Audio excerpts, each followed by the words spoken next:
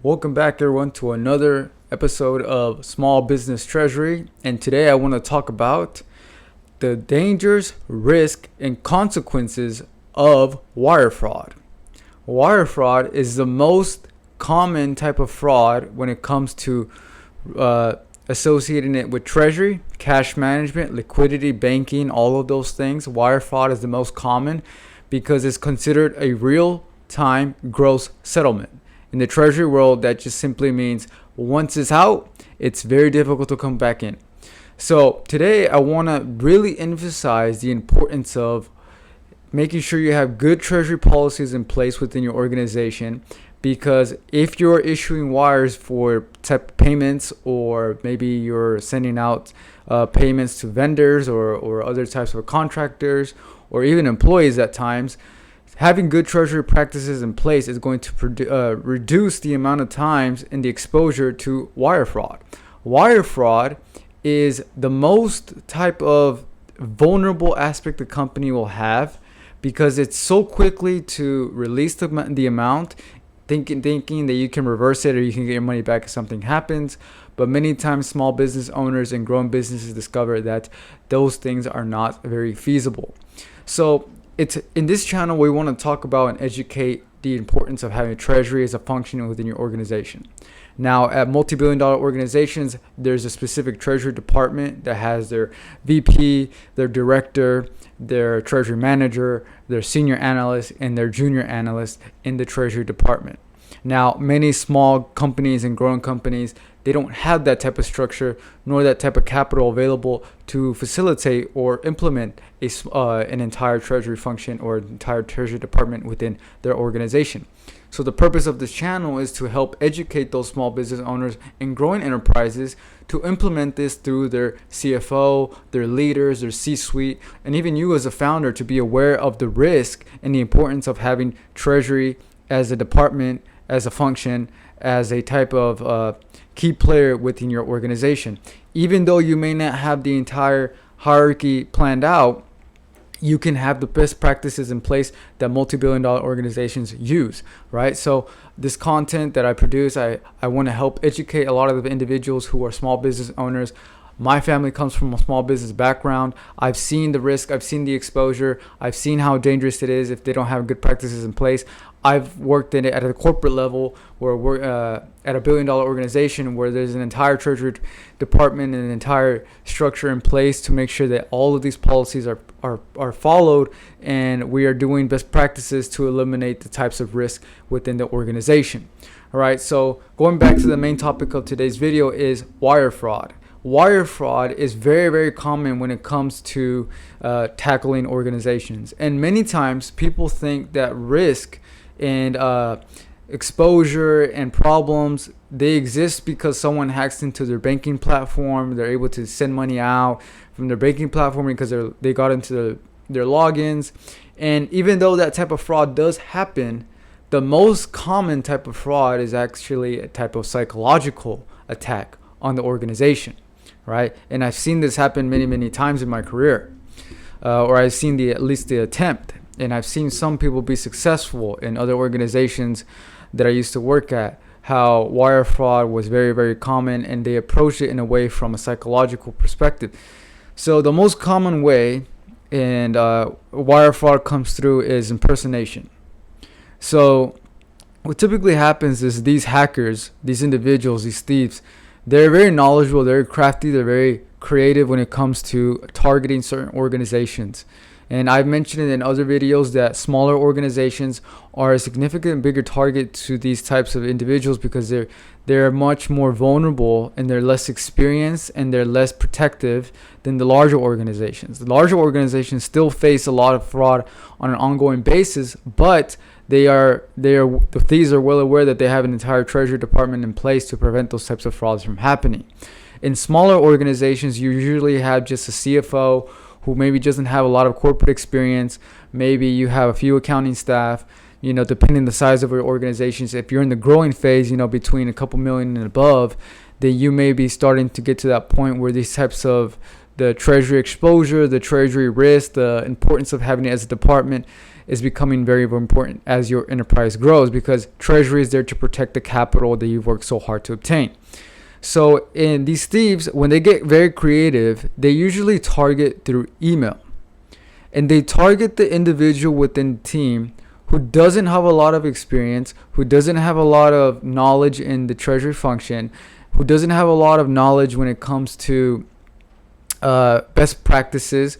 They're probably a very entry-level position, and they're very naive, very vulnerable, and they do their research. They do their research through the LinkedIn, through social media accounts, through public forums, and then they are able to target certain individuals of certain organizations, especially small organizations that may be potential targets that they can extract information from.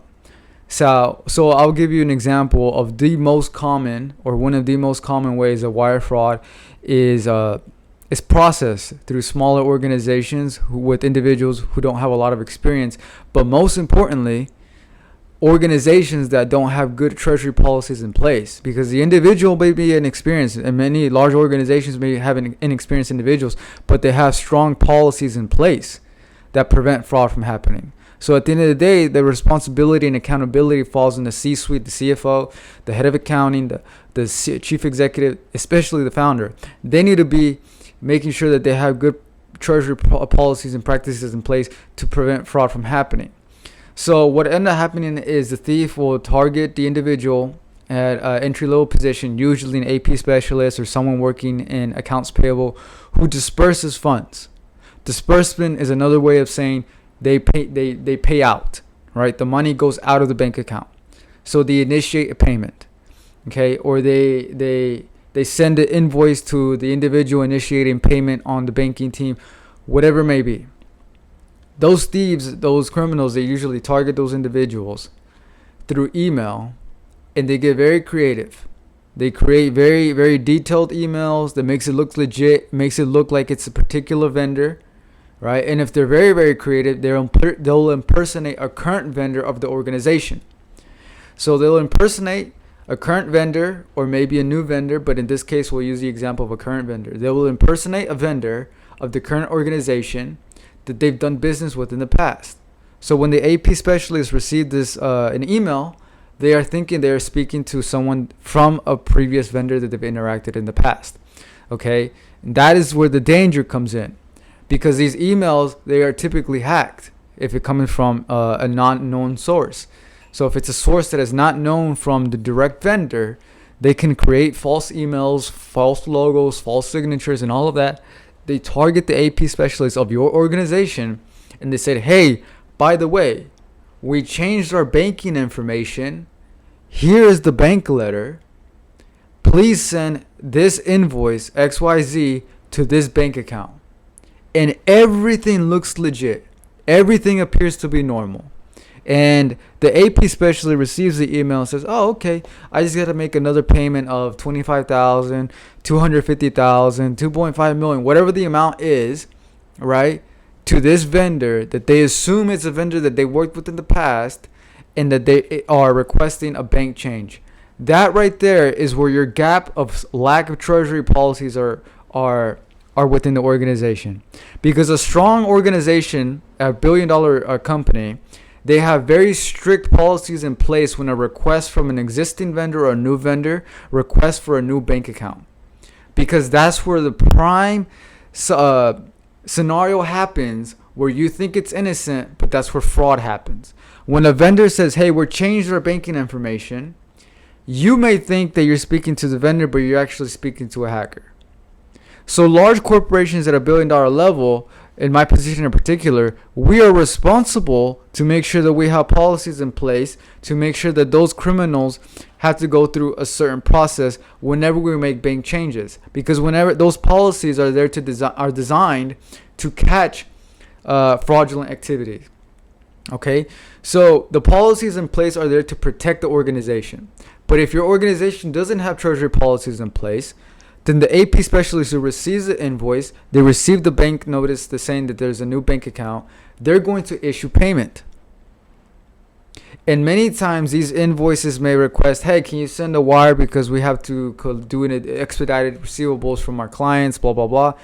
And you as an individual, you're saying, oh, okay, well, we're going to make an ACH payment. We can make a wire payment. We go ahead and expedite it, right? Another red flag of your organization, right? Because the C-suite, the CFO, the head of accounting, the head of finance needs to be aware of Treasury policies and protocols to avoid and when to use wire payments and when to use ACH payments.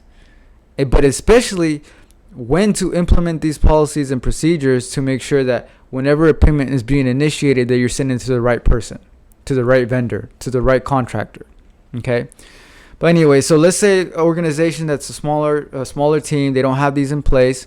The AP specialist receives the request.